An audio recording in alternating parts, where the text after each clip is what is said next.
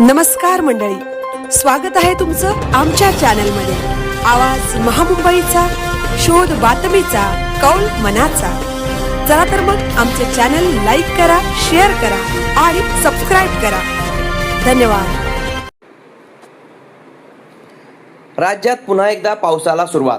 मुंबईसह उपनगरातील काही भागात पावसाच्या सरी कोसळत आहेत। या पावसामुळे काही ठिकाणी पाणी साचल्याचेही समोर आले आहे।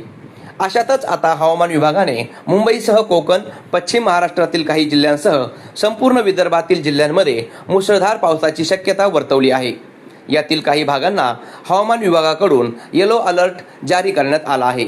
राज्याच्या या भागाला मुसळधार पावसाचा कहर हवामान विभागाने 27 जुलैसाठी पावसाचा अंदाज जारी केला आहे। रायगड, रत्नागिरी, सिंधुदुर्गसह पुणे आणि साताऱ्यासह कोल्हापूरला उद्या मुसळधार पावसाचा इशारा देण्यात आला आहे। त्याचबरोबर मुंबईसह विदर्भातील सगळ्या जिल्ह्यांना उद्या पावसाचा येलो अलर्ट जारी करण्यात आला आहे। खास करून घाट माथ्यावर मुसळधार पाऊस कोसळण्याची शक्यता आहे।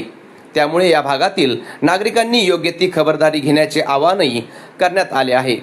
हवामान विभागाने दिलेल्या माहितीनुसार 26 जुलै ते 1 ऑगस्ट या कालावधीत हिमाचल प्रदेश, जम्मू काश्मीर, लडाख आणि उत्तराखंड या राज्यांमध्येही मुसळधार पाऊस पडण्याची शक्यता आहे। तसेच 28 ते 31 जुलै दरम्यान हरियाणा, चंदीगड, दिल्ली आणि पंजाब येथे मुसळधार पावसाचा अंदाज व्यक्त केला आहे। 28 जुलै ते 1 ऑगस्ट या कालावधीत पश्चिम उत्तर प्रदेशात जोरदार पाऊस पडण्याची शक्यता आहे।